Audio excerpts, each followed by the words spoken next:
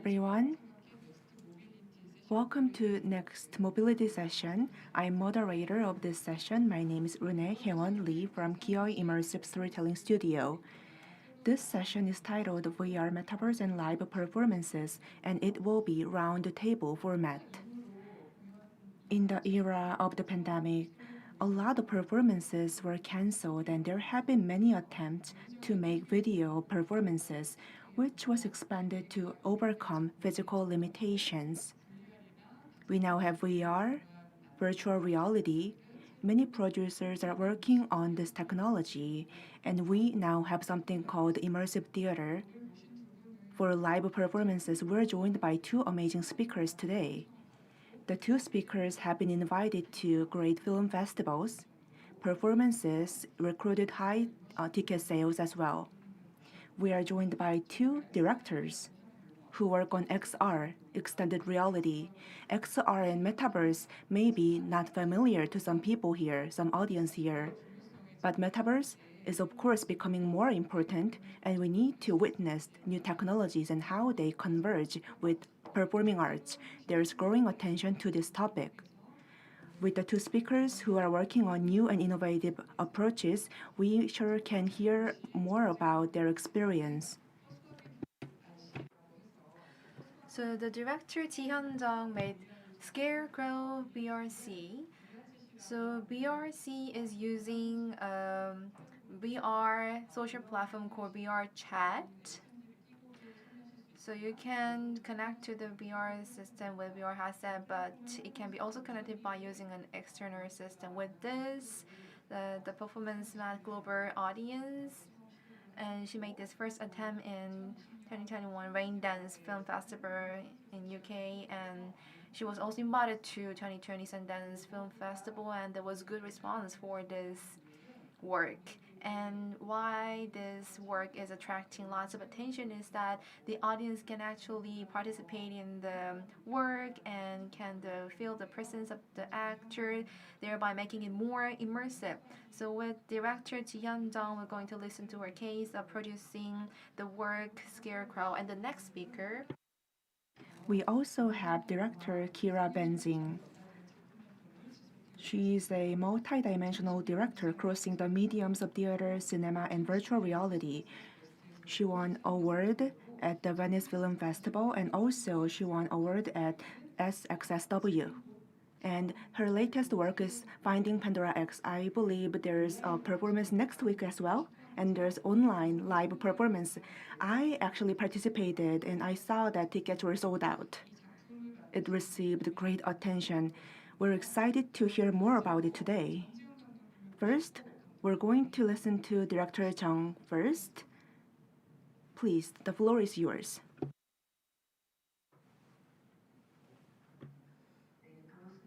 Nice to meet you all. I'm Ji Hyun-jung. Thank you for giving this great opportunity. Thank you for inviting me. And I really enjoyed watching Finding Pandora X. So I'm happy to be with the director of Finding Pandora X. Although we are just meeting through the Zoom, I'm very glad to meet you all. So I prepared a PowerPoint presentation. So I'm going to share the screen with you.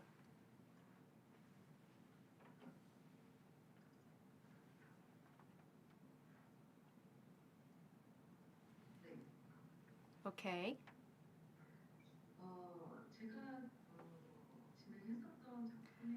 So the title of the work that I did was Scarecrow.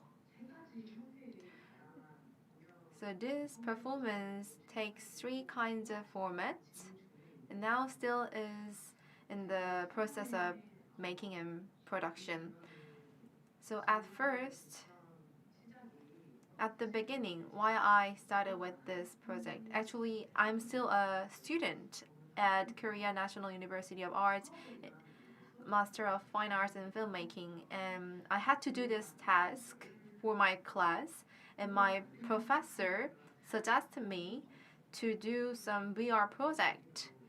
So that became the motivation for me. So I started as a project for my class, and the scale started to expand, and now there is the AT Center under Korea National University of Arts. So now it has become a big project that is being carried out under AT Lab.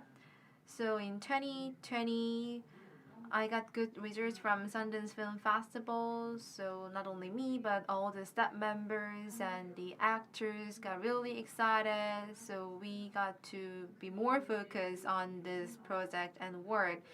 And with that, we got to develop new versions. So even before the COVID-19 pandemic, we were working on this project. And now I believe nowadays people might find it familiar with the term metaverse, but before actually we already had the vision to make the work remotely. So I don't mean that the pandemic was a good thing to happen, but anyway, we got to face this pandemic situation, and we are using this platform VR Chat. It's a platform where people can make some exchange in the VR platform, and that's where we did the performance. So we first did the performance in Sundance Film Festival, and we developed into an online format, and that was the beginning of our project. And next week we have Kaohsiung Film Festival, and we have the version for that film festival, and we made some graphic development of our work. So we're going to show the updated version in the Kaohsiung Film Festival next week. So now I'm going to talk about the contents of the project, and I know that many audiences are working in the performance industry, but about the immersive theater, I think you are quite familiar with this concept.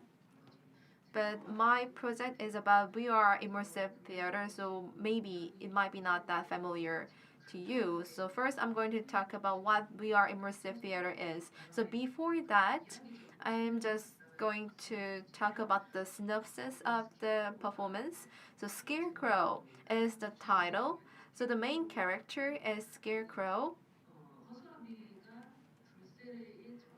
So Scarecrow is under the spell by the Firebirds, and I call the audience user for my project. So the user break the spell of the Scarecrow, and then they break apart at the end. This is the major plot of the project.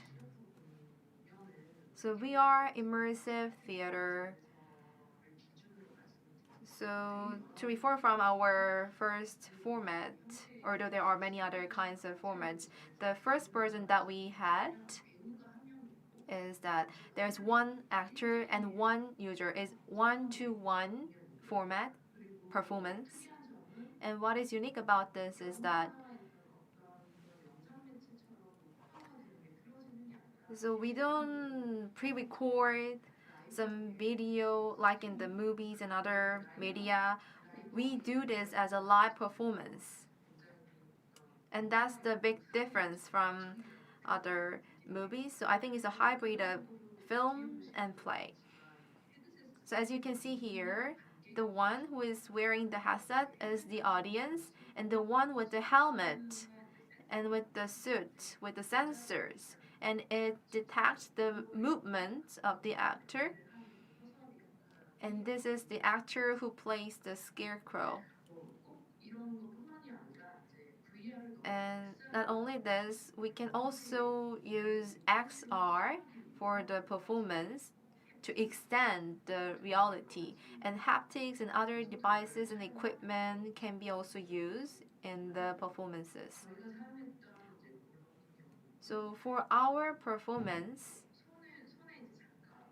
we use thermal pad gloves. So when the user touches something cold like the snow and something hot, the temperature changes. So the body temperature is changed.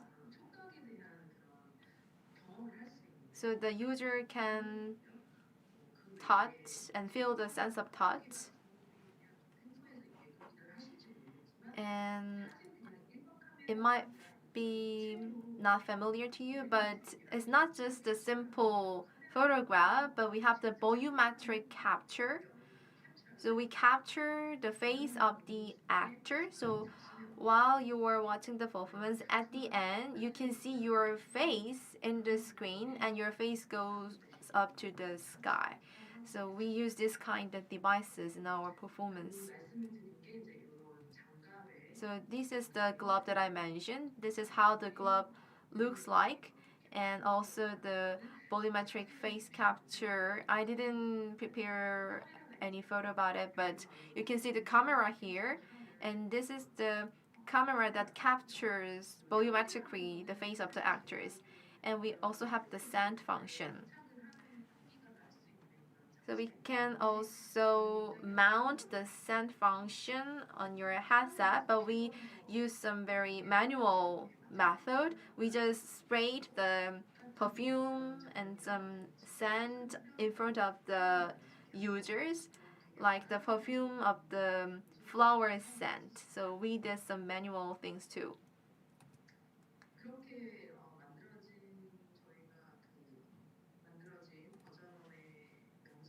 So I prepared a video clip to show you the version that we prepare. I think the video can tell you much more than what I just explained so far. So before that, this is the site where we did the rehearsal. So the setting is not that spectacular. We are just using the lecture room, and the actor and the technicians were there working together and practicing. So this scarecrow. So this is not the major scarecrow that we showed on the performance. So it was just at the initial stage, just the rough graphic design. So we made this graphic design with the students at the school, and this thumbnail screen over there, the user, the player, audience, and the actor is standing, and that's how the performance starts. So now I have the video clip. Oh, no. Before that, before the video,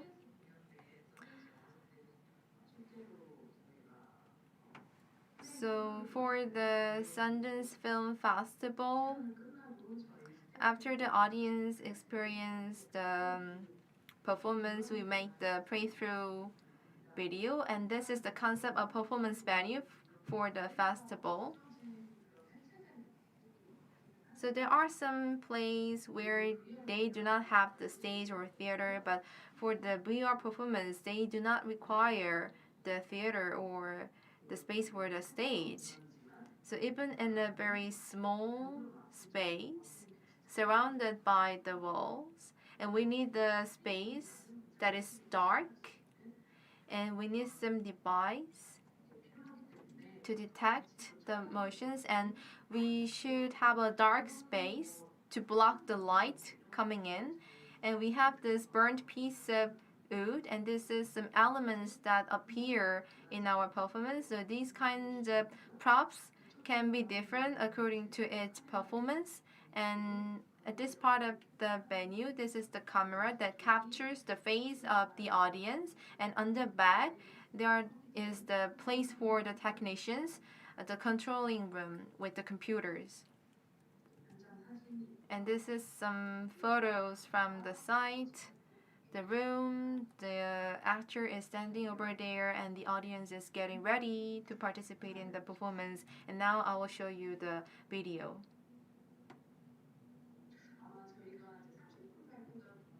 So now I have 30 minutes for my presentation, but this video is quite long, so I will just skip a few parts.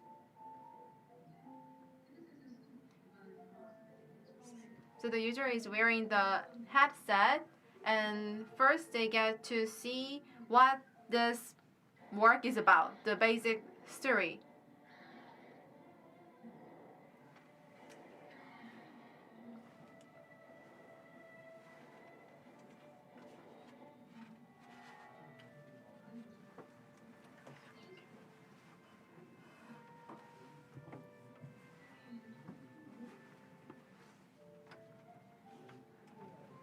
and we make the audience smell the scent.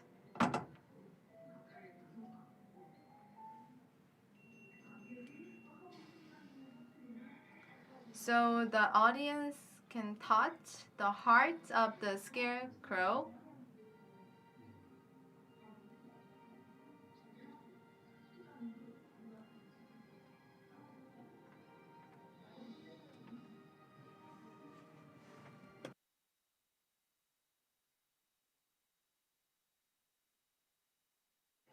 So with this connection, they build a rapport and they can play with each other and build up the emotions.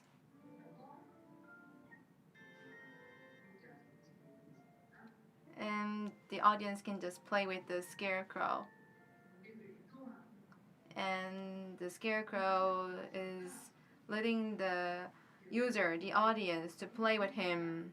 And the space is actually very small, so the actor should be using the space quite wisely so that they don't bump into the walls.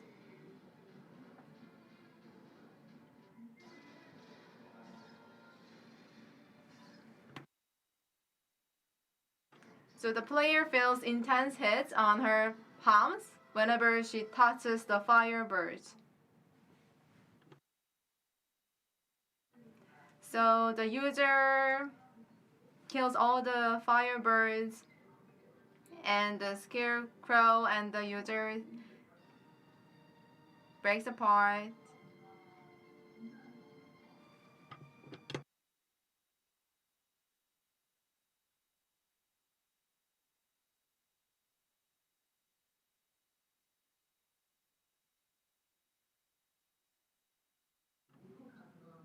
So it's quite touching the audience. And at the end, the real actor and the user can meet with each other and they hug each other. That's the end of the performance.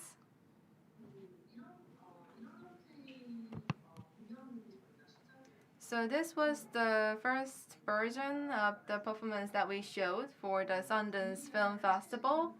And as I mentioned before, with the VR platform, the audience and the actor can be in a different place. Maybe the actor can be in Seoul and the other people can in Hong Kong, France, or Africa. So the audience were in different places from the actors.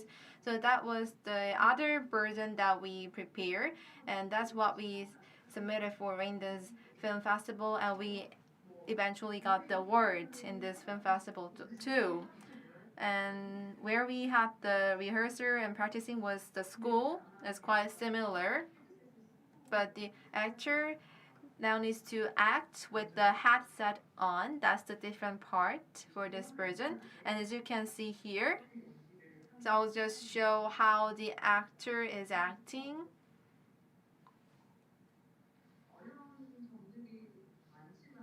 So could be many difficulties.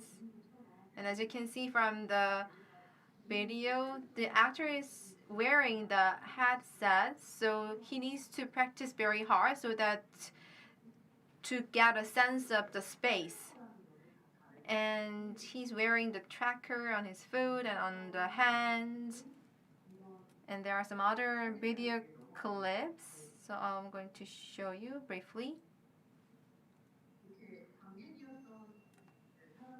So the audience, the users are displayed as avatars.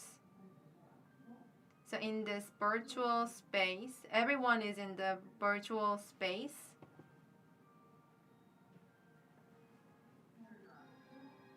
And they say hello to each other.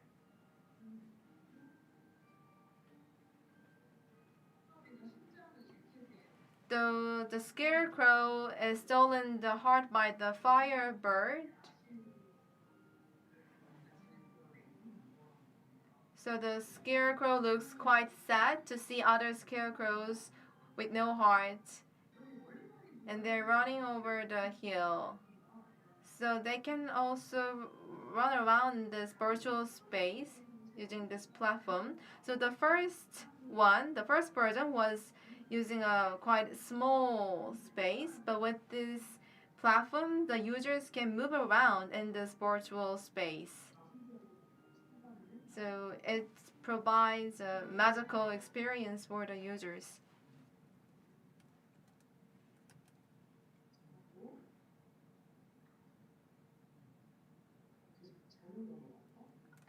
I think it's not going to the next slide.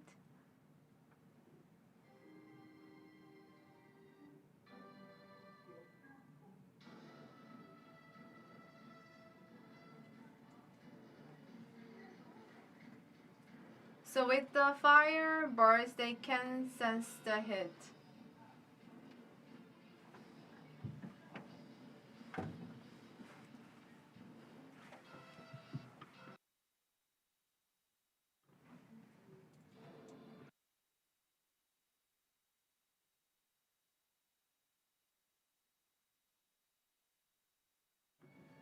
And this is the last scene. So they touch the avatar. So what is interesting about here is that they're not actually physically touching each other, but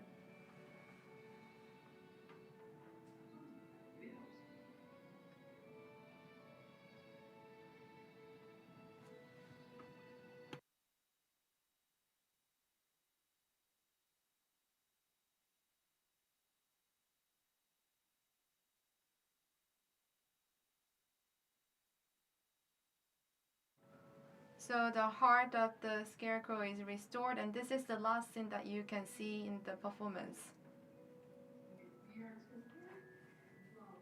So now there's the instruction that you need to log out from the VR chat. So when you don't log out, you cannot go out from the VR space. So this is the final goodbye from the scarecrow. So this is what you see when you log out. So this was the second project that we had. So we finished with the second project and we went to the film festival and got the award. And now what we are planning with the Scarecrow project is maybe we can use AI in this VR system. That's what we are researching on right now. So of course, extra immersive theater is not something simple and easy.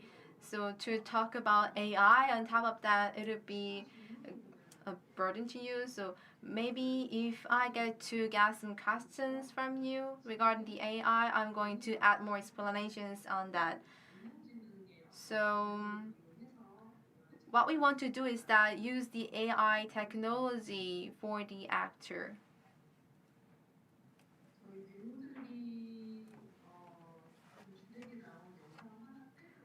So I'm going to show you a trailer video of our actors. So with this video, I want to conclude my presentation and I want to have more time for the Q&A.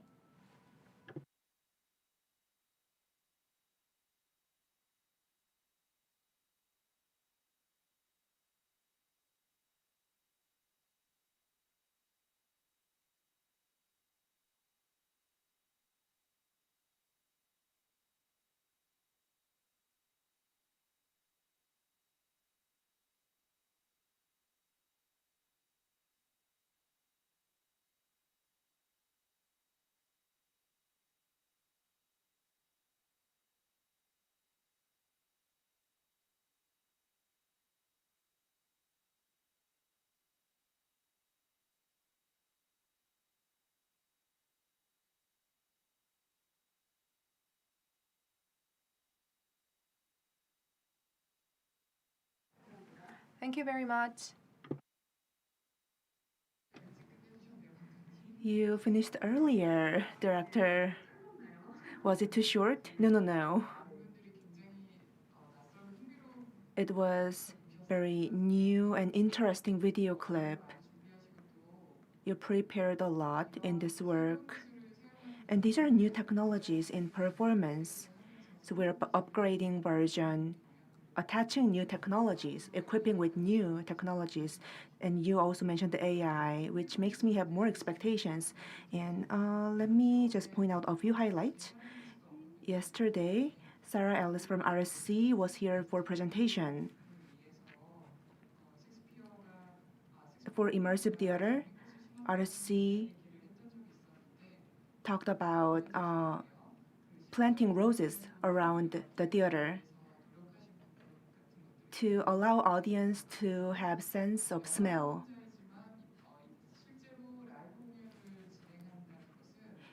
When filmmaker tries to have live performance, it kind of requires theater experience as well. And I can see how you went through a lot of experience and experiment as well. I'm sure I'll have more questions about that. Next, I want to invite Kira Benzing, Director Kira Benzing, for presentation. There was Finding Pandora X, but there are more. There were other performances, and we want to hear more about your experience and what you have done so far. The floor is now yours. Thank you so much. It is so wonderful to be here. Thank you to Renee, our host. Thank you to Jay Kim for inviting me. And to you, and it's so wonderful to see your presentation. I came very close to seeing this performance at the Sundance Film Festival. It was very popular, and it is beautiful to see all the work behind the scenes and the evolution with the actors who are also evolving with the production and their interaction with the audience and all the technology they're using. So it's a beautiful, beautiful evolution to see. And I think a great example of what is possible when live performers and theater creators and immersive designers are coming together with these new forms of technology. So I will share a presentation now as well.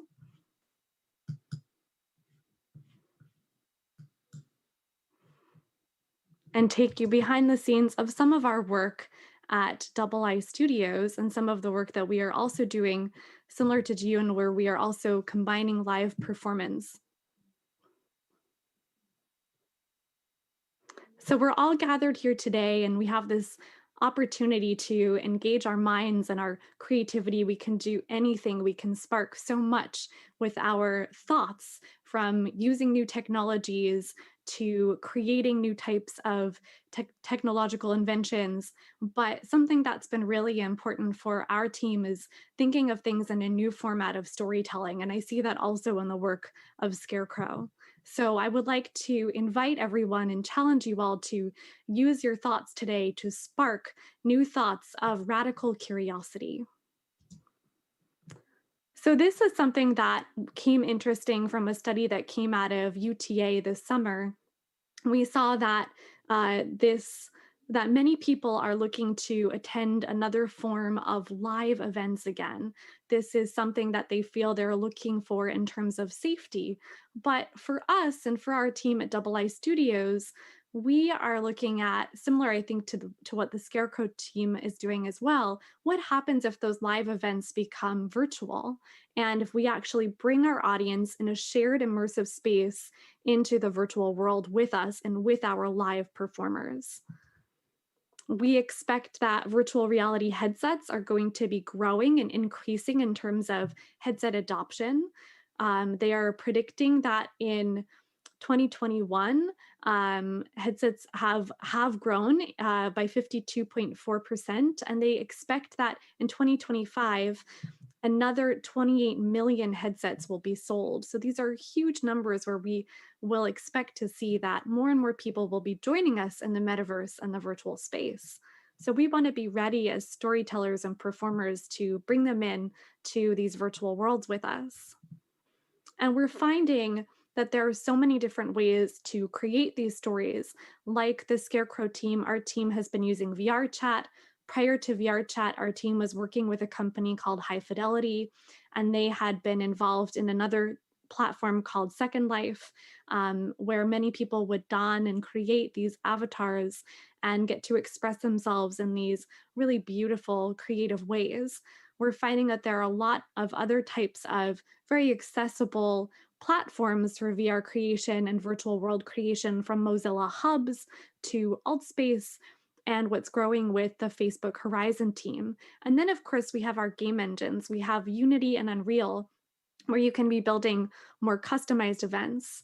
We're seeing where we are finding that many artists are and musicians are releasing albums and having concerts in these spaces. And so that's been something that's been exciting for us, to be thinking about what these live events can look like in any of these vast virtual worlds. So we want to be thinking about what's possible, what are we potentially missing from the physical world? Like Scarecrow got to show, you have this opportunity potentially to touch something and feel something hot or cold. For us, when we were gathering our audiences collectively, we were giving them tangible props that they could interact with. They could explore some of the costumes that our performers were wearing, or they could fill something out that got incorporated into the show. They would touch a prop that the actor would then use and perform with in the production. So how do we kind of create those kinetic senses of touch and bring that back for our audiences, but in the virtual worlds? And so for us, it always goes back at AA Studios to what our kind of core ingredients are. And so these are some of our really our favorite core ingredients. So for us, there is this element of social connection. Virtual reality can be solitary, but we really like to make experiences that can bring a crowd of people together, a group of people, the community. We like to create things that are a little bit weird and unexpected, things that you might not find in the physical and regular reality of normal life. So we want to use virtual reality to kind of spark our imaginations to do the things that are not possible in the physical realm. And finally, for us, is emotionally driven content. We really want our stories to be told with a wide range of emotions. And as our wonderful host Renee had said earlier, we have shown our work at many film festivals. We've been fusing live performance and virtual reality for over 5 years now. So that has incorporated things from dance to interactive stories, all the way to bringing more and more virtual performers into the virtual worlds and teaching them how to perform with us, whether they're in a physical space or they are performing remote from home. So if I take you through one of these experiences, this is from when we worked with this platform called High Fidelity, which had been founded by Philip Rosedale, who was one of the founders of Second Life. And so we were using the HTC Vive technology and full body tracking on our actors. Our actors were in the same physical space, but we were presenting also to an audience that was simultaneously in a virtual space. So we called this a hybrid performance because we were performing to both a physical audience and at the same time a virtual audience in social VR. And we built our theater on the physical theater. And some of this work we ended up writing into a paper that we presented at Yale University about the mix of live performance in virtual reality and avatar selection, and what's possible when our performers are working with different types of avatar bodies or our audiences.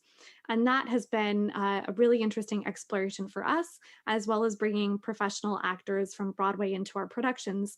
So here you have Jonathan David Martin on the right, who originated the role of Bruce in our production of Love Seat, and Jen Harris, another performer in New York City and across the country, who originated the role of Abby in Love Seat. And this production was first performed and debuted at the Venice Film Festival in 2019. And this is where we built up this physical theater, actually in a building that had formerly housed victims of the plague, which had a lot of meaning for us as we were thinking about the people that had been there and the stories that we could tell and honor them in a way. And I'd like to take you behind the scenes to take a look at that video now.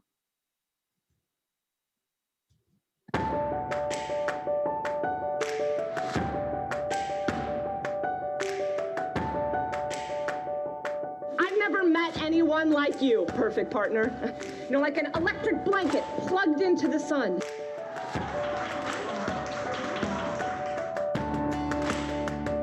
I will transform into a colossus of organization to protect you, my shield of preparedness. Let's fly. No. Don't fly the perfect partner over a portal to another dimension. Are you nuts?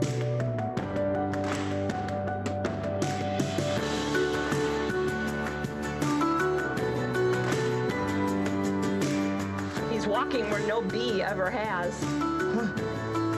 But he landed anyway. The fresh chance to pair an ordinary someone with the perfect partner. I see a face that's still ready to just jump into the unknown and witness nature's like chaotic wonders with exhilaration instead of fear. Keeping a thing in maintenance, that is a daily, hourly battle against every force that exists. If you saw your perfect partner sitting in that chair, what would you see? So that takes you back in time with us to 2019 and to this venue where the Venice Film Festival builds up the VR program on this magical island and a very historic place called the Lazzaretto Vecchio. And the Lazzaretto had this hospital that was built in 1403, a time, of course, also when theaters and all forms of entertainment were shut down and masks were worn by doctors and the public. And so we never imagined that when we returned back to the US that year, that so much would happen in our world that would unfold where we might not come back to this physical space again. So we really embraced these virtual tools. We loved the possibility of virtual collaboration, and we'd done a little bit of it as a team, but now we really delved even more deeply into everything. So since March 2020, we've taken all of our work very deeply into these virtual worlds using game engines and VR headsets and all of these virtual collaboration tools to create our productions and to train our new actors. We're able to host these meetings with our design team literally in the clouds. And who you see here actually in her avatar is our lighting designer, Beth Cates. Beth has a master's in design. She comes from the theater world and also has this incredible master's that she's just wonderful degree that she's finished, where she's taking her work from theater and combining it with virtual reality and helping to create lighting systems. And so she here is actually talking to our engineers and developers, talking to them in this image. She's telling them about if they turn the lighting here, how they'll cast more glow on different places. So she's really taking her knowledge from a stage designer and lighting designer into this next universe. So this takes us towards our current production of Finding Pandora X. Beth was seen in a sneak peek image of the underworld, which is one of the scenes that we have in our production. Here is our actress that plays this role of Coryphaeus standing in front of this kind of part of the main stage, bringing the Greek chorus in towards our main stage. This next production really combines for us live immersive theater, but also it combines an element of gameplay, and it's kind of like an escape room. The story is set in that of a branching narrative where the audience gets to choose, and the genre is that of a quest. So the audience is given a choice of which path and which character they will follow, and they end up branching into these different worlds. They have to work together to collaboratively solve puzzles, and then ourselves as just an individual. When we come together as a whole and as a community, we can do so much. So they have to bring all these puzzle pieces together to help the protagonist in the story. And collectively, we also give them a voice in the production. They have some key lines that they have to say. We want them to use their voices. We want them to engage in this participatory storytelling. They're also given an avatar that they wear to change into. So I'll take you behind the scenes now into Finding Pandora X.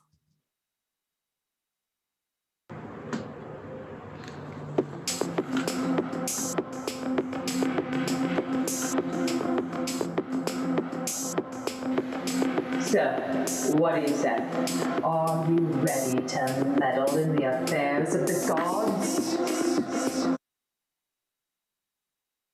Our video has paused. Let me see if I can play this again one more time.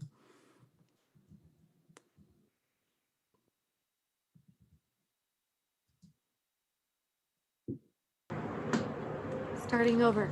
Take 2.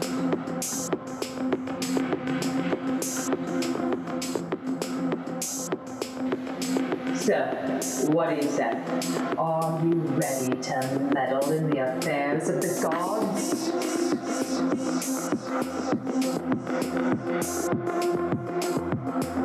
Now remember, Zeus is a little temperamental. We must approach with caution.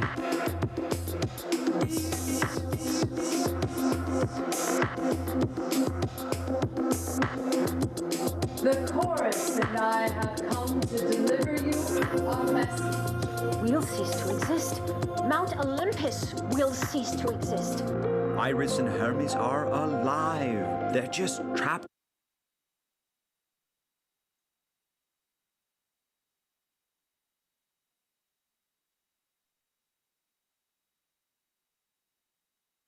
Try one more time, see if I can get a little bit farther.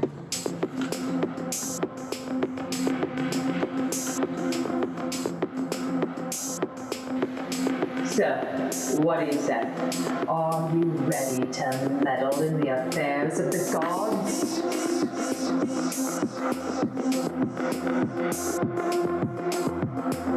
Now remember, Zeus is a little temperamental. We must approach with caution.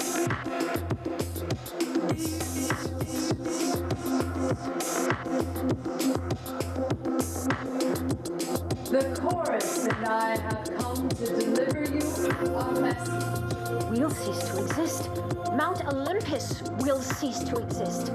Iris and Hermes are alive. They're just trapped in a lower dimension. Then we must find them and bring them back. See if you can locate the Pandora that's just died. Who's ready for a trip to the underworld? And I guess that's where that video just doesn't want to go quite as far as it should, but you get the sense that the performers are bringing you on these adventures. They are looking for Pandora. Hope is lost, and it's going to require the audience to participate and to find things and to help our main protagonist. So half the audience branches and follows Hera to Futura City, and half the audience branches and follows Zeus into the underworld, which is where our video has decided to stop. So that's, I guess, as far as the video wants to go today. But I would like to share with you some of the things that we found about what our audiences have been enjoying and the kinds of players in terms of engagement that we are finding them playing with us. So the first is we are finding, oh, this wants to just trigger just a little bit here. We're finding that we have first and foremost our observers, and that they kind of don't want to engage too deeply. They just want to sit back and take things in, and we allow for that to happen. So you might even see from this image here, not everyone is up around the sacred fire. Some people want to hang back. They want to have a different kind of perspective and view on the experience. Then we find we have our curious wanderers. These people are very exploratory. They want to pick everything up. They want to engage with things. They really want to search the outer limits of the world, see if they can bring anything back to share with the team. They're really looking for those clues. They want to explore the environments. We find we have our connectors. These are the people that are very social. They like to engage with each other. They want to share the storytelling bits. They want to help each other. If someone is having a technical difficulty, they even want to jump in and help. It's been really beautiful to see the kind of social interaction, especially from our audiences that are very international, people that are coming from all over Europe, all over North America, and all over Asia. So we're bringing all these time zones together, all these languages and cultures intersecting with each other. We have our active adventurers. These people are really the ones that want to play. They want to figure out the puzzles. They want to touch everything. They want to sort of see what they can push in terms of the most physical forms of the virtual action in the world. And then there are our rule breakers. They can be disruptive sometimes, but we can also learn a lot from them. And we found that they bring us some really good insights along the way.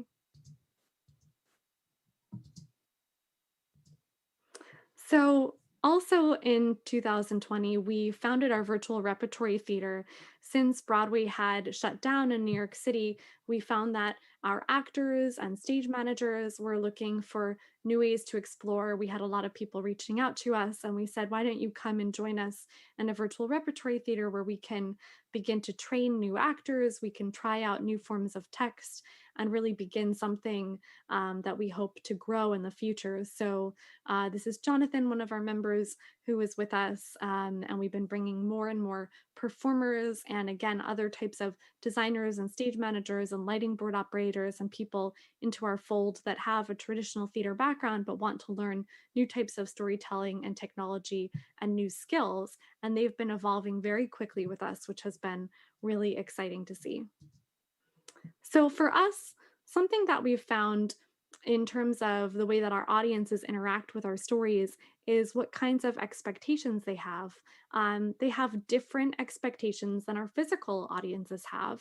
So when we get into these virtual worlds, we are teaching them new things. Sometimes it's the first time they've ever put on a virtual reality headset. They're coming into the production and they don't know how to move yet. So we actually have to teach them a skill, whether we call it onboarding or a training section, but we are sort of bringing them into a space. We've designed a space where our audience can get comfortable with how they're going to interact and explore and move and function in this new body. So they're not necessarily used to looking down and seeing a body that's quite different from their own. But this is one of those wonderful opportunities where they get to use their imagination. So we give them these costumes, in a sense. They are their avatars, and that is of a Greek chorus member. And so all of the audience collectively gets to play this role of the Greek chorus together. And you see them here. Our Greek chorus is approaching Zeus with an idea. Someone has grabbed a goblet here in this image. They're being led by their chorus leader, Coriphaeus, and they're all wearing these Greek chorus avatars that they're given just before the show begins. And so we're teaching them how, they also get to embody a character.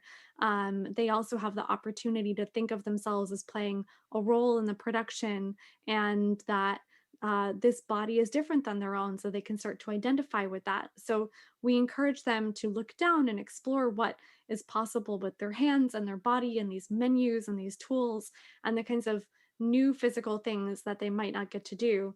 Another thing that's also been really interesting is the expectation of their relationship to the role in the show. Now everything, because you are in the production with us, you are moving through the virtual world with our actors, everything is now in that of a first person. It is, you are experiencing it yourself.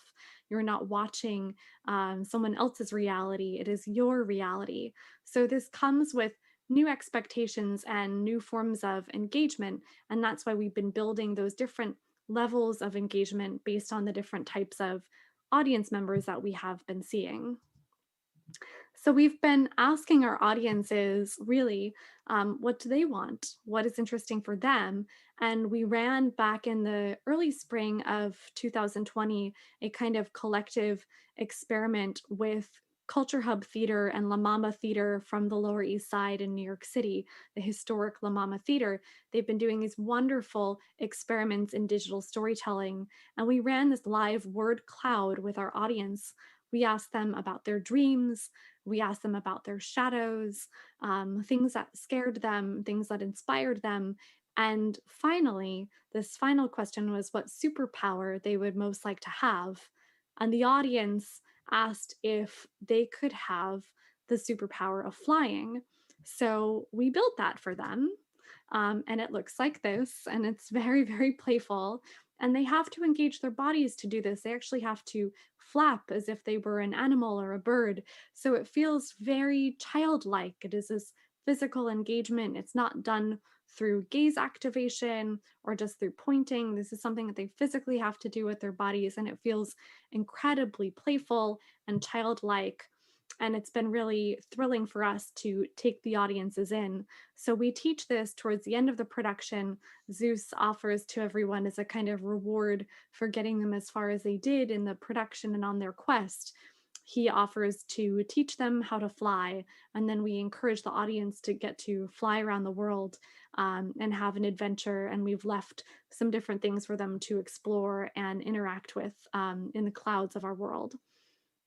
So that has been really joyous. And again, something that we can't do in the physical world, something that we couldn't do, in a physical theater. So it's been really exciting to build out these superpowers for the audience.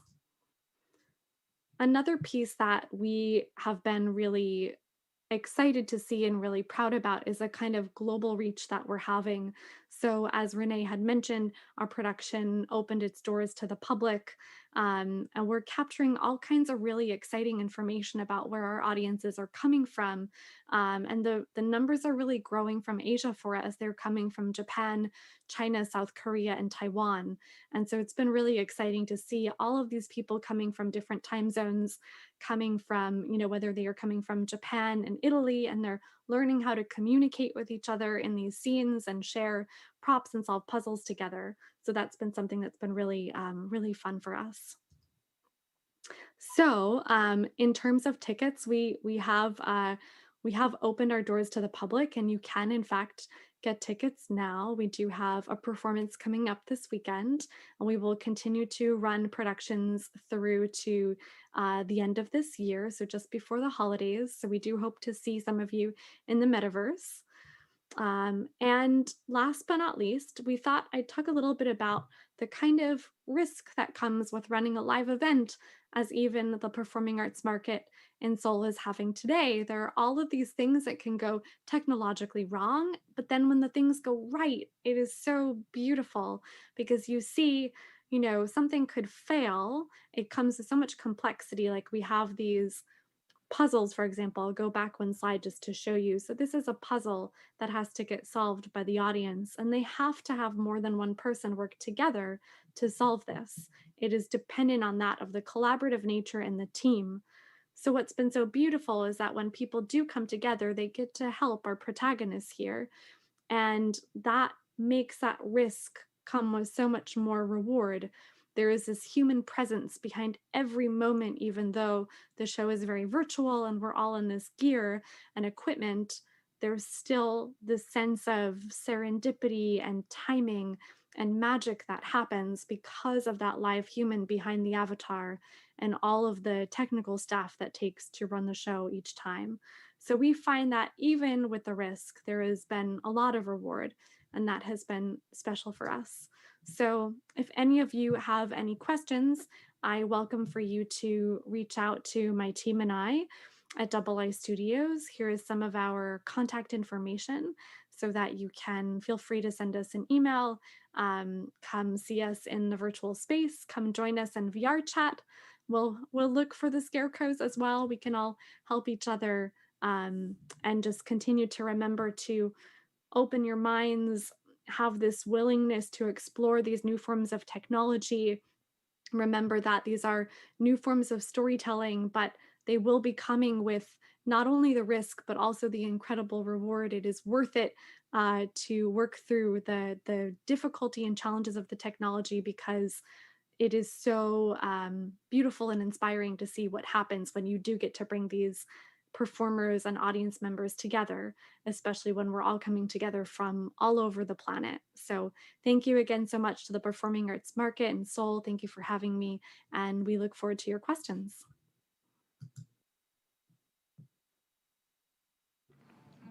Thank you very much, Kira. It was very detailed. Most of all, it was interesting to see different groups of audience and also the risk. We need to talk about risk as well. And thank you for sharing methodologies behind the scene. It was really incredible. Most of all, let me explain further. XR immersive performance can be accessed from home. Let me clear that up for our audience. So we need to have relevant factors because HMD is utilized And when there's climax of work, people need to feel the emotions. That's why it is important to have the ability to fly. And the ability to fly somehow can replace what we experience in actual theater as well. And people tend to think this is experience that you have alone, but it's actually not, because people are joining from all over the world. We're going over the barrier of language. We're going over the barrier of the borders. Finding Pandora X is available in English. People can understand English, and it would not be a huge barrier here. And ticket sales are open, $55.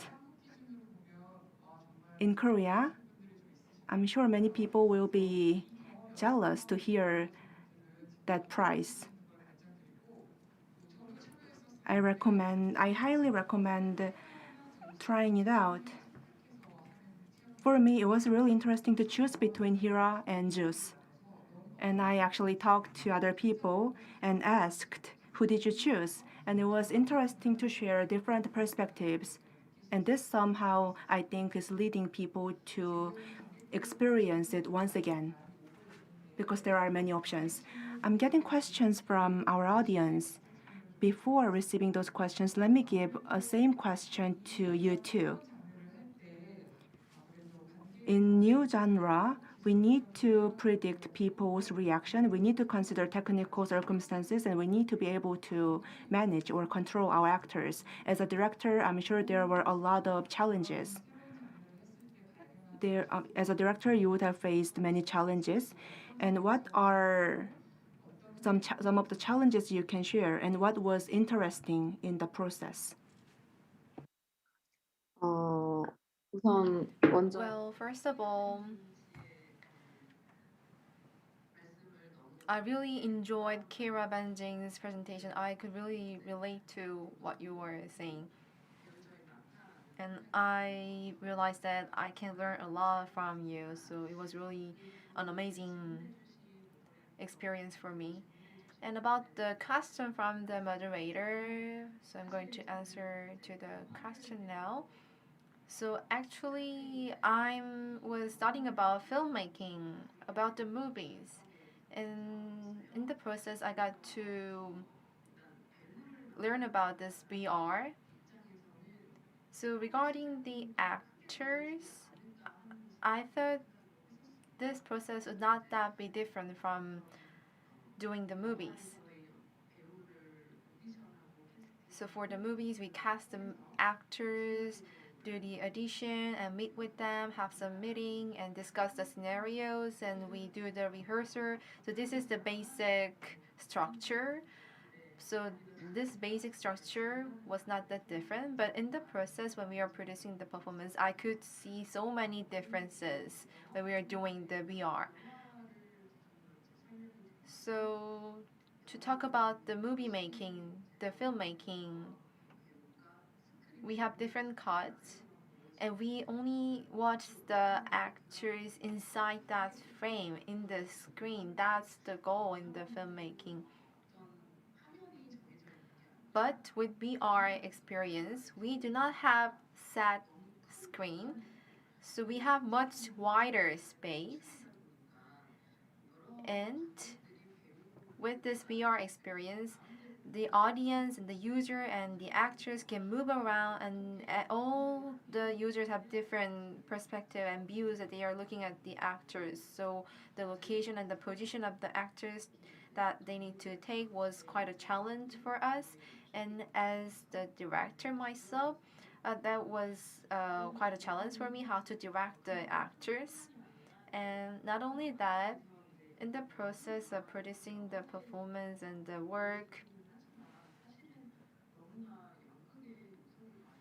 although I'm presenting this to the film festival, I got to think that these has so many elements of the theater and the play. So I try to refer to the existing theater works and the plays. But it's not exactly the same with the theater or play. So, like Kira Benjing said, we can make the users fly, and the space can be moved on to the next one in a sequence. And we can also add some medical effect in the experience. So, in the movie making, we have to cut the different scenes, but we are kind of integrating the elements of the movies and the elements of the theater and the plays. But we actually had to do the rehearsal to see what actually is going to happen. And the actors had to, and the audience had to move around in the space, and we had to see how they were responding and how we are going to respond to the user's response. And Kira Benzine categorized the different types of audience, and that was the critical part of our work. And that was really important in communication with the actors. So when there are certain type of users, the audience, we should respond like this. There had to be some guideline, but with the every each and every audience and user, they all had different responses, but we tried to categorize into some types of the users and the audience, and we discussed this issue with the actors. And when we are making movies and films, we write the scenario and the actors just read out the lines from the scenario. But with the VR experience, we make the data of the audience and categorize the audience into different types. And based on the data, the acting and the lines of the actors can be adapted according to the different types of the audience. So while we were doing rehearsal, we could develop on the scenario. That was quite a different part from the movie making. So that's what we tried in my project. So how we write the scenario was quite different. Yeah, that's what I realized in my work. Kira, what do you think about this question? Sure. I think that what June is also talking about is, we are getting these audiences and they behave differently than they would if we were just watching a film or if we were just going to a proscenium based theater where we're just meant to sit back in a seat and not interact.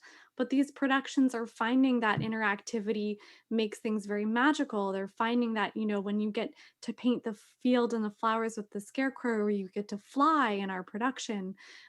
These are things that are just special to the medium of virtual reality.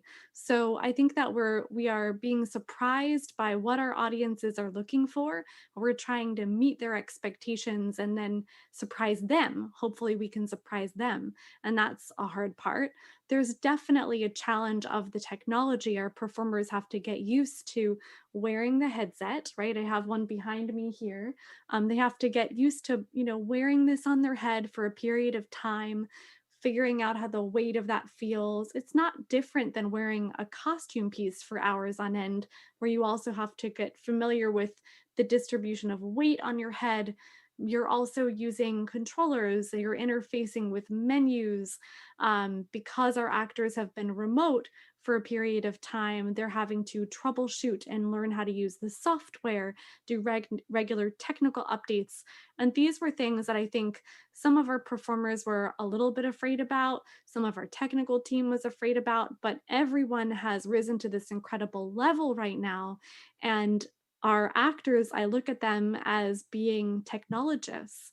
They have learned these technical skills. They are capable of doing everything that they need to do to perform in virtual reality, and they don't need a technician to help them now. They are empowered in a way to do this. So they're not just a performer, but they are a VR performer. They are a VR actor. They're an actor and a technologist. So it's this kind of dual piece that's coming. And I think that's also really, it's both a challenge, but it's also an opportunity because our actors have another skill set.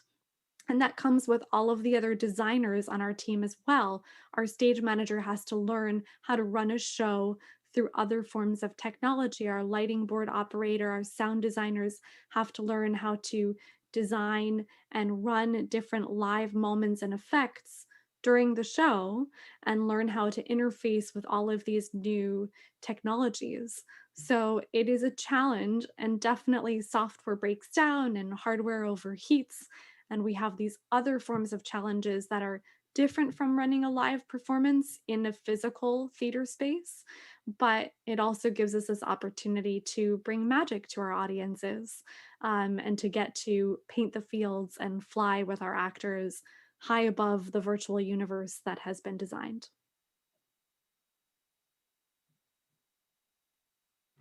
Thank you very much for your answer.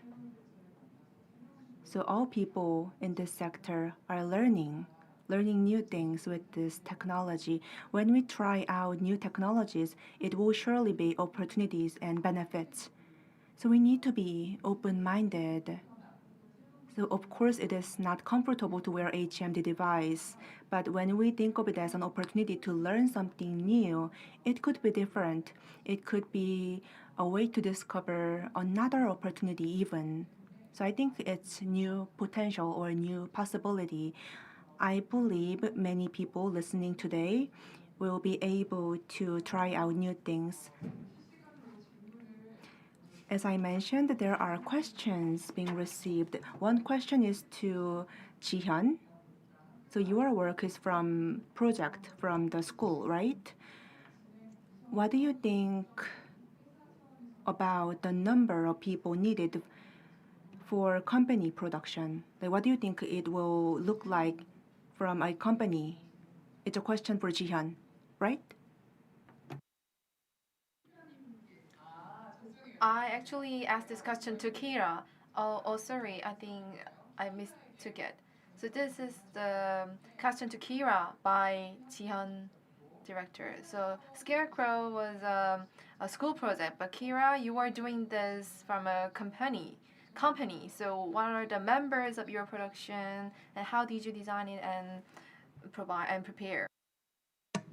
Well, I would say that even though Jihan's production maybe came from school, there's a team there that's been created as well. There's a lot of artists that it takes to build these productions. You're having your performers and your 3D designers.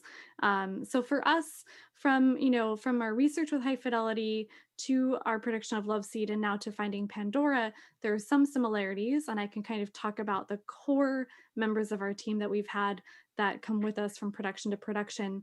So we have Alyssa Landry is our narrative director. She's a writer on many of our productions.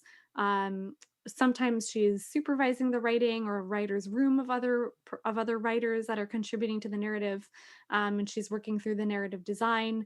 I'll also work on the narrative design and the kind of interaction and user journey that happens throughout the production and what is expected for our audience. Sometimes we get to have a UX designer. We've worked with Kent Raman over the years that has come on some of our productions, especially the ones that are highly interactive. We have a technical producer. Some of that work is being done by Mark Sternberg and Christopher Tapino, and they're working with us to make sure that our actors know how to use their equipment. If we're running a live installation in a physical space, then they're helping to make sure that all of the computers are networked so that we're running in the same virtual world. So perhaps we have to build a local network of computers to make sure that everything is connected in that same space. We have a sound designer that we've been working with on productions. Their name is SB, and Beth Cates has been with us over the years. She's been our lighting designer. Rhea Goldson designed all of our avatars. So similar to theater where you have your costume designer, now they're designing the physical body, the virtual body rather, and the virtual, you could kind of call it the virtual costuming of what the avatar is wearing. And some of our main characters, Zeus and Hera, have many costume changes throughout the production. So there might be a moment where Zeus thinks he's going to war, so he changes into a military costume, or he thinks he's going to a fancy party, so he likes to change a lot, and he's Zeus, so he can. So he'll change into a fancy suit with gold shoes. our audience. We played around with a little bit of giving our audience a change. We ended up changing that back to just keeping them in one simple Greek chorus avatar because there just isn't time from the way that the pulse of the show begins and the pace of the show. They have to move so quickly to solve the puzzles. There isn't room for them to change, but our actors are changing.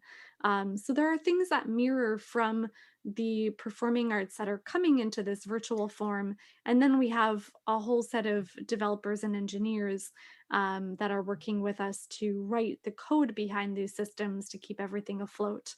So I think you can say you see similarities.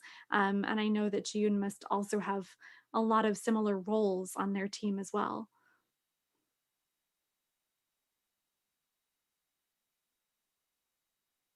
Thank you very much for your answer. Jihyun has a lot of questions to Kira, I believe. So it's been more than 5 years. But are you working on other genres as well, other than just VR and XR? And were the actors employed for work for each performance or for the company? So how are the actors employed? I'm asking this because it is difficult to find actors, and there's possibility to work with same actors. How do you find the actors for each work? Or are the actors employed at the company? Oh, that's a great question. Yes, I think we are in the process of what the Scarecrow team is doing, and many of our other colleagues in the industry are finding right now is that there will be a set of performers that have learned these virtual reality skills, and they will continue to perform in these worlds, hopefully, because they are so excited by what they've learned and this new skill set that they've learned. Our actors are not full time employees. We wish someday that they can be, but many of them have come with us over the last several years to work with us.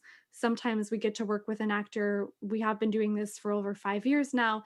Sometimes those actors get booked for a number of years on other productions and then they come back to us. And we're excited to work with them again because they have had the experience and exposure to the technology. I wonder to you, and I will ask a question to you maybe. Have you found that your performers are learning the skills and also coming with you over time, or are you also needing to train more and more performers every few months?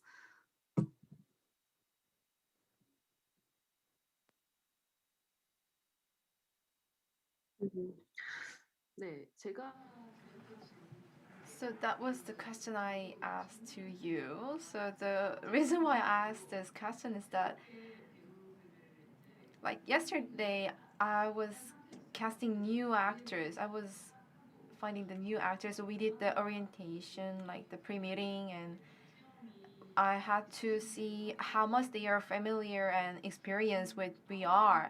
And there were 9 actors, and all of them they used the headset for the first time.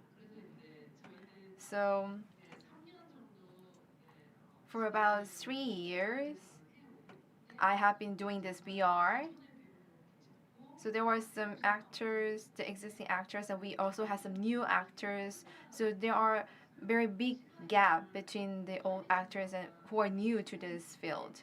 So I think the time really flew fast, and there is big difference between the actors. So I could see that how intense we were working in between. But still, I'm actually interested in many of the emerging and new actors. So as soon as they wore the headset, they didn't feel dizzy because actually, when I first met some other actors in the beginning stage, some actors were found dizzy, and I think that's thanks to the advancements in the technology with better headset and better computers, so the actors are feeling less resistant or aversion to the headset. And we also have some wireless version for the headset, so I think it became more accessible for the actors to get familiar with. So I really want some new actors who have some experience, and I think this is the great part of the VR experience So I'm really happy to be involved with that. And not only the existing actors who have some experience with the VR, I believe the new actors can get adjusted to this new environment quite fast. So I believe there will be many more emerging and new artists and actors that I can work with, but there are still not many actors who can work in this field full time. And actually, it takes a lot of time to get familiar with this headset system. So there are some inefficiency in this parts. That's something that I feel regretted. I hope that answered the question. We also have questions coming up in real time. When we say VR acting, it's quite new, it's quite recent, it's new territory. If actors pay more attention to this topic, it could be also addition or upgrade to their skill set because it could be another genre for the actors. Also, immersive performance and traditional performance have differences. We need more efforts, and actors and performers would have made more efforts in this new territory. And then there are benefits. We can express more we can express our voice more freely because we don't show our faces. Actors do not have to show their faces in virtual world, so it could involve more voice expression, which could be something nice. More question to Jihyun. We talk about interactive theater, and there is virtual world. What is difference between the interactive theater and face? So the conventional immersive theater is where we hold the performance in physical space. So the audience and the actors can see each other, they can have eye contact and feel each other. That's how the existing interactive face-to-face performance go. But like Kira Benzing said, the technology part is critical. Without the technology, the basic elements like the eye contact cannot be done. So that can be quite difficult. But if we have the good technology support, we can make eye contact and we can also have real time response to the users, the audience, and add some magical effect. So if we have the good technology implemented, I think we can add more to the existing interactive theater performance and add more magical effect with the VR performance. I think that's the difference that an advantage that the VR immersive theater has. So the stage is moving into digital space and virtual space. So we should reflect the good points about the VR and the digital space, and we should also consider what the audience and user wants and needs. And recently, the HMD device, it can even detect all parts of our bodies. So we can have even more immersive experience that we used to feel in the physical theater. So that's the new aspect of the digital space and VR. That's new way of interacting with the users. I have a question to Kira. Ruby, we have a question for you from audience. Especially you analysis of audience from observers to rule breakers. Can you share your plan how to develop your audience? Who are the main target out of 5 audience types, or any plan how to work with observers and curious wonders? Any example how to deal with rule breakers? Oh, the rule breakers, yes. Oh, they are always interesting. We've had some people that have spoken loudly in the middle of the show that were not supposed to speak because we give them this ability to use their voice. So then they use it sometimes. So these are things that surprise us. And I think part of it comes from setting expectations with the audience, continuing to design for them. And in other cases, we just have to be really careful and have security that's kind of ready to remind someone, just as if someone answered a phone in the middle of a theater.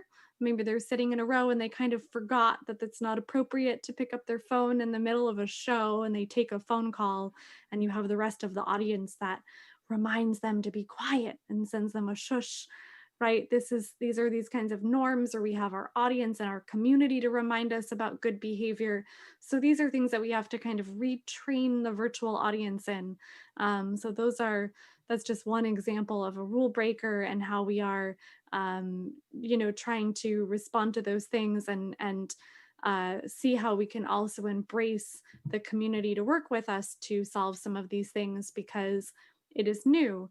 Also, our guard is down in a way, and we're interacting in the space in a different way than we are in the physical space.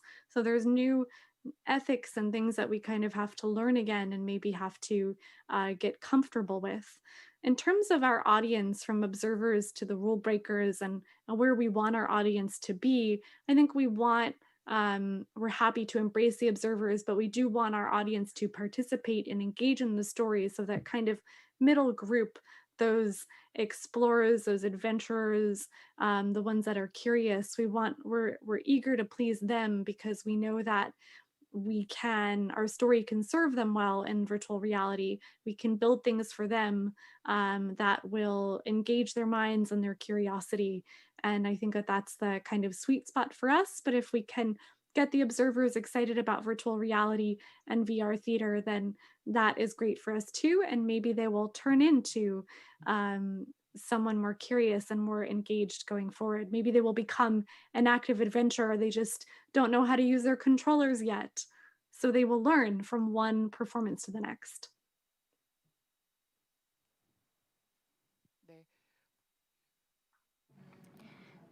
Right. In VR, there's no age, there's no race, there's no gender. After all, we're avatars there. So people can use languages freely, and that could be, I guess, a problem in some cases. So we need to also discuss about ethics and rules, as Kira just mentioned. So we are kind of pioneers who introduced this new genre, and we might have to study about this further. And we also hear about challenges related to this topic. So it was also important thing to consider. We are running out of time, but still, there are more questions. You have covered a lot of questions about XR immersive performance and metaverse. What do you think? What do you think about the future of performance in terms of XR and metaverse and immersive? Ji-hyun mentioned that she's considering combination with artificial intelligence. When we use AI, some of the characteristics might be gone. What do you think about it, Ji-hyun? And do you think XR immersive performance will continue, will persist in the future? This is the question for both of you. 네. Ji-hyun, can you go first? So let me answer the question first. So about the AI version. So I'm looking into developing this project using artificial intelligence. So when we think of AI, we just think of some like white robots, some humanoid robot. That's what we think of AI normally. But actually, artificial intelligence is a form of code, a technology. So this artificial intelligence technology can be implemented in the form of the actors, but also we can use AI for making the responses that the actors make. So the AI actors, even if we integrate AI, we cannot say that we are not going to use the real human actors at all. So during this whole play festival period, I watched the performance there, a play there. So there were some no technology features at all on the stage. The 4 actors were performing on the stage for 2 hours, and it was really exciting and amazing and interesting. So the theater and the play, the format itself already is complete even without the technology. So now we are making some experiments with the VR space and about the future of the VR and immersive theater. I got to think about this a lot. So I think we should be able to take advantage of the conventional theater and play, but we can also make a hybrid version, or we can just start from the scratch and start from the totally new from the beginning. So we don't have any frame or existing structure, and we can just put into some creative thinking into developing this virtual space and immersive theater. So to talk about something more like to reality, after doing the work with Scarecrow, I got to think like I want to do something more like this. So I believe it's not only about me, but for other staff members and other creators, they want to do something like this more in the future. So XR immersive theater or VR artwork, I think this will continue in the future.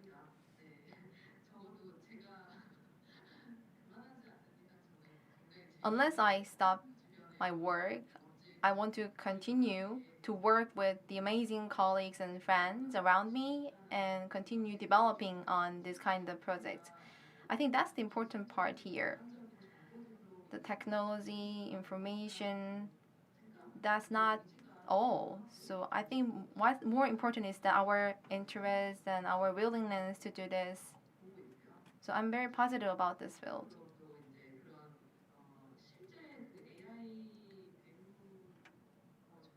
So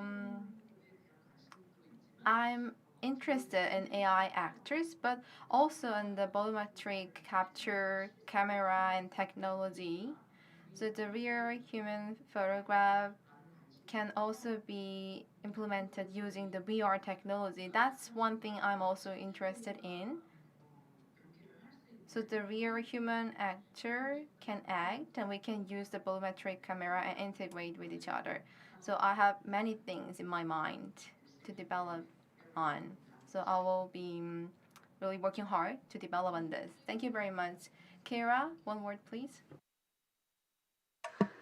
Well, I think that what Jian's team is doing is very advanced to be working with AI, and that is absolutely a futuristic way of how this performance can go. And I think that when we consider whether XR theater and VR theater and mixed reality theater are here to stay, or is this just a phase? I don't think it's a phase. We've been doing it for some time now. The technology is catching up.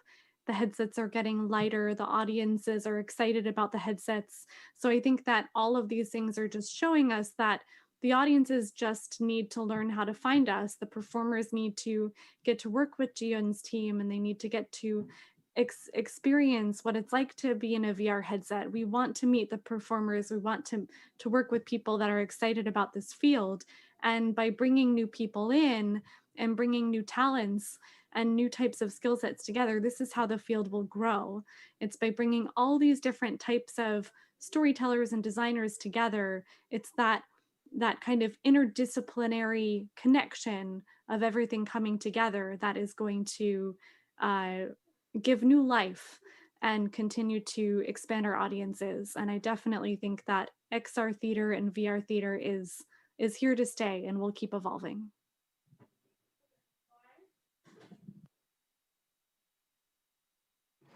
Thank you very much.